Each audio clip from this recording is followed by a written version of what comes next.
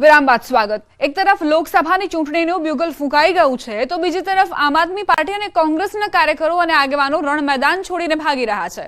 ત્યારે અરવલ્લીના મોડાસામાં યોજાયેલા સહકાર સંમેલનમાં 200થી વધુ કોંગ્રેસ અને આપના કાર્યકરો અને આગેવાનો ભાજપમાં જોડાઈ ગયા। ધનસુરા અને બાયડના કોંગ્રેસના અગ્રણીઓ ભાજપમાં જોડાયા, જેમાં પ્રદેશ કોંગ્રેસ સમિતિના ડેલિગેટ મનહરસિંહ સહિત ધનસુરા બાયડ તાલુકાના સરપંચો, પૂર્વ ડેલિગેટ્સ, પૂર્વ જિલ્લા પંચાયતના સદસ્યો ભાજપમાં જોડાયા।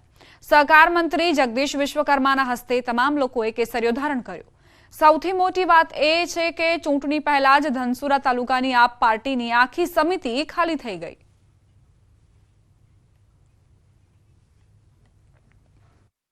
ભારતીય જનતા પાર્ટીમાં આપણા વડાપ્રધાન માનનીય નરેન્દ્રભાઈ મોદી સાહેબના નેતૃત્વમાં સમગ્ર ભારતમાં અને સમગ્ર ગુજરાતમાં જે હમણાં વિકાસના કાર્યો એમને જે કર્યા છે એ વિકાસના કાર્યો અને ભારતીય સંસ્કૃતિને જાળવી રાખવા માટેની એમની જે દ્રષ્ટિ છે એમની વિચારધારા સાથે હું એમની વિચારધારા સાથે આજે જોડાઉં છું। સહિત 100 જેટલા કાર્યકરો આજે ભારતીય જનતા પાર્ટીમાં જોડાયા છે। જે લોકોને પક્ષમાં ખૂબ જ અવગણના થતી હતી, નારાજ હતા અને બીજું કે એમની અવગણના ખૂબ થતી હતી। વિકાસના કાર્યોમાં કાર્યકર્તાઓ તરીકે કોઈ દેખરેખ નથી રાખવું, એટલા કાર્યકરોનું કોઈ હતું નહીં। કેટલા કાર્યકર્તાઓ જોડાયા? 100। દાંતાના ભચડિયા ગામે દાંતા, અમીરગઢ અને વડગામ તાલુકાના ક્ષત્રિય સમાજના લોકોનું સંમેલન યોજાયું। ભાજપના પ્રવક્તા મંત્રી ઋષિકેશ પટેલની હાજરીમાં ઉત્તર ગુજરાતનું સૌપ્રથમ ક્ષત્રિય સમાજનું સંમેલન યોજાયું હતું। ત્યારે ક્ષત્રિય સમાજના અગ્રણીઓ જયરાજસિંહ પરમારે ભાજપને સમર્થન આપતા કહ્યું, અમને તો રાજપૂત નહીં પરંતુ ભાજપૂત કહ્યા છે, છતાં અમે બોલ્યા નથી। રાજપૂતો નહીં ભાજપૂતો કહી વ્યક્તિગત અમારું અપમાન કર્યું છે। એવા આગેવાન જેમણે સમાજમાં કોઈ રોડ નથી, પોતાની વ્યક્તિગત છબીઓ ચમકાવવા માટે સમાજનું નેતૃત્વ કરી સમાજના યુવાનોને ઉશ્કેરી રહ્યા છે। આ સાથે તેમણે કહ્યું, ક્ષત્રિય સમાજની સામે નહીં, સાથે છીએ। ત્યારે ક્ષત્રિય સમાજના ભાજપ સાથે જોડાયેલા તમામ આગેવાનો ભાજપ સાથે છે અને ભાજપને સમર્થન પણ કરશે। આ સમયે રાજ્યના પ્રવક્તા મંત્રી ઋષિકેશ પટેલે પણ વાતને સમર્થન આપતા જયરાજસિંહની વાત સત્ય ગણાવી હતી। અમને તો ભાજપૂતો કહ્યા છે તો પણ અમે બોલ્યા નથી। રાજપૂતો નહીં, ભાજપૂતો અમને વ્યક્તિગત અમારું અપમાન કર્યું છે તોય અમે સહન કર્યું છે।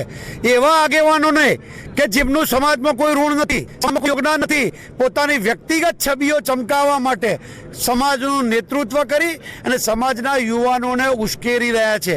આજથી આની શરૂઆત કરી છે એટલે માટે કહું છું, ક્ષત્રિય સમાજની સામે નહીં, ક્ષત્રિય સમાજને બતાવી દેવા માટે નહીં, ક્ષત્રિય સમાજની સાથે છીએ, એની લાગણી સાથે, માગણી સાથે બધા જ। પણ હવે જ્યારે રાજકારણના મેદાનમાં, ચૂંટણીના મેદાનમાં જવાનું છે ત્યારે ક્ષત્રિય સમાજના તમામ ભાજપ સાથે જોડાયેલા આગેવાનો ભારતીય જનતા પાર્ટીનું કામ કરવાના છે। જયરાજસિંહભાઈએ, રાજેન્દ્રસિંહજીએ ખૂબ સારી અને સત્ય, સનાતન સત્યની વાત કરી અને લાગણીઓના ઘોડા ઉપર, લાગણીઓના પૂર ઉપર હંમેશા કોંગ્રેસ તૃષ્ટિકરણના કારણે સત્તા ઉપર આવતી રહી છે, પરંતુ આ વખતે પણ એનો પ્રયાસ એને કરી ચૂકી છે, અત્યારે ચાલુ પણ છે। પરંતુ મારે કહેવું જોઈએ કે હવે ક્ષત્રિય સમાજને પણ ખબર પડી છે। ધાનેરામાં ભાજપ ઉમેદવાર રેખાબેન ચૌધરીનો રોડ શો યોજાયો। શહેરની મુખ્ય બજારમાં રેખાબેન ચૌધરી પર ફૂલોનો વરસાદ કરવામાં આવ્યો હતો। મોટી સંખ્યામાં ભાજપ કાર્યકરો પણ રોડ શોમાં હાજર રહ્યા હતા।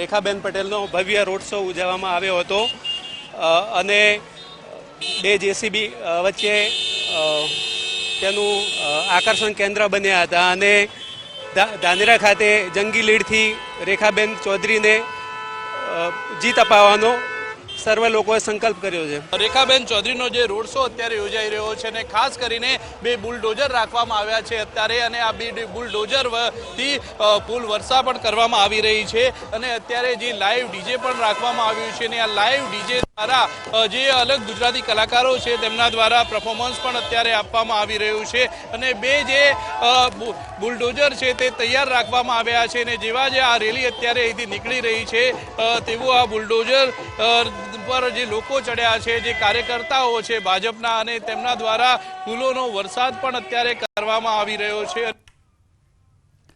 ઉમેદવારના રોડ શોમાં ભમરા ઉડ્યા. બનાસકાંઠાના ધાનેરામાં રોડ શો દરમિયાન ભમરા ભડક્યા. ભાજપ ઉમેદવાર રેખાબેન ચૌધરીનો રોડ શો હતો. રોડ શોમાં ભમરા ઉડતા કાર્યકરોમાં દોડધામ મચી ગઈ. ડીજેના ઘોંઘાટથી ભમરા ઉડ્યાનું અનુમાન છે.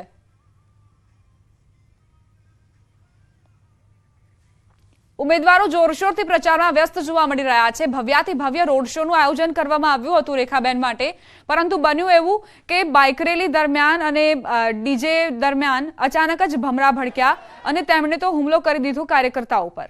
અને ત્યારે નાસભાગ મચી ગઈ, દોડધામ મચી ગઈ. તમામ જે કાર્યકર્તાઓ હતા તે ભમરાના હુમલાથી બચવા માટે પ્રયત્ન કરતા જોવા મળ્યા. તેની પણ તસવીરો સામે આવી.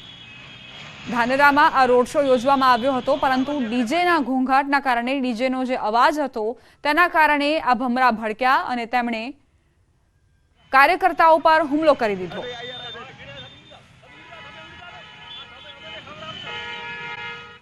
પ્રધાનમંત્રી મોદીનો ગુજરાતમાં ધુઆંધાર પ્રચાર. 1 અને 2 મે પ્રધાનમંત્રી મોદીનો ગુજરાતમાં પ્રચંડ પ્રચાર તમને જોવા મળશે. 2 દિવસ ગુજરાતમાં પ્રધાનમંત્રી રોકાવાના છે. 2 દિવસમાં 15થી વધુ લોકસભા બેઠકો માટે પ્રચંડ જનસભાઓ સંબોધશે. ગુજરાતમાં પ્રધાનમંત્રી મોદી 6 સભાઓ ગજાવશે. સૌરાષ્ટ્ર, ઉત્તર ગુજરાત અને મધ્ય ગુજરાતને આવરી લેવાશે.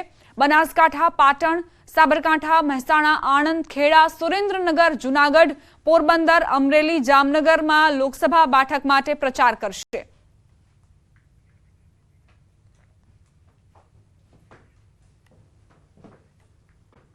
પ્રાપ્ત થઈ રહ્યા છે. સુરતમાં અલ્પેશ કથિરિયા અને ધાર્મિક માલવિયા ભાજપમાં જોડાયા. ભાજપમાં જોડાતા જ નારાજગીના સુર ઉઠ્યા હોવાની ચર્ચા થઈ રહી હતી. વરાછાના ધારાસભ્ય કુમાર કાનાણીએ ચોખવટ કરતા કહ્યું, પાર્ટી જે પણ નિર્ણય કરે મને શિરોમાન્ય છે. મને કોઈ નારાજગી નથી, પરંતુ મારા સિદ્ધાંતના વિરુદ્ધ થયું એટલે હું દૂર રહ્યો. હું મારા સિદ્ધાંત નહીં છોડું. મહત્વનું છે કે ભાજપમાં ભરતી મેળામાં કુમાર કાનાણી અડગા રહ્યા હતા, જેને લઈને ભાજપમાં નારાજગીનો ગણગણાટ શરૂ થઈ ગયો હતો. ત્યારે હાલ કુમાર કાનાણીએ કોઈ નારાજગી ન હોવાની સ્પષ્ટતા કરી છે.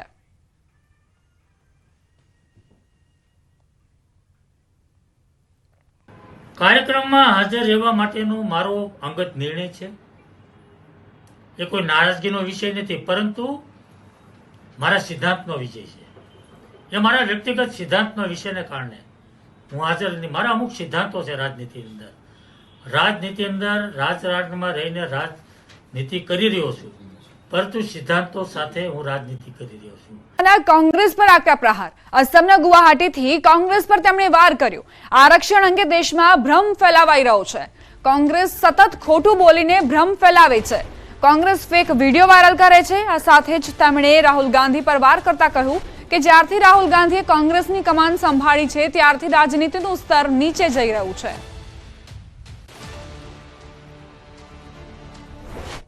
जब से राहुल गांधी कांग्रेस की कमान संभाले हैं, राजनीति का स्तर नीचे नीचे नीचे ले जाने का काम कर रहे हैं और ये इसका चरम लोकसभा में चर्चा न हो देना, राज्यसभा में बहिष्कार करा देना, शोर शराबे करना और निराधार झूठ बोलकर प्रजा में भ्रांति फैलाने का काम लगातार उनके नेतृत्व में कांग्रेस पार्टी कर रही है.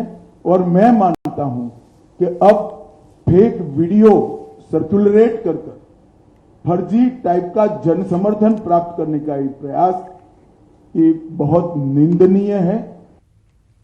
કેન્દ્રીય ગૃહમંત્રી અમિત શાહ આજે ફરી ગુજરાતમાં પ્રચંડ પ્રચાર કરશે. અમિત શાહ આજે અમદાવાદમાં પ્રચાર સભા સંબોધવાના છે. નરોડામાં અમિત શાહની ચૂંટણી સભા યોજાશે. અમદાવાદ પૂર્વ બેઠકના ભાજપના ઉમેદવાર હસમુખ પટેલના સમર્થનમાં સભા કરશે. નરોડામાં આજની જાહેર સભાને લઈને શહેર ભાજપ પ્રમુખ અમિત પી શાહે નગરજનોને આવકાર આપ્યો. તો 4 મે દમણમાં દિલીપનગર ગ્રાઉન્ડમાં જાહેર સભા સંબોધશે. દમણ દીવના ભાજપના ઉમેદવાર લાલુભાઈ પટેલના પ્રચાર માટે શાહ સભા ગજાવશે. આપને નિમંત્રણ પાઠવું છું કે આજે 30મીએ મંગળવારે સાંજે 7 વાગે કેન્દ્રીય ગૃહમંત્રી આદરણીય અમિતભાઈ શાહની જંગી જાહેર સભા નરોડા બજારમાં રાખી છે. આપને આપના પરિવાર સાથે પધારવા મારું ભાવભીનું નિમંત્રણ છે.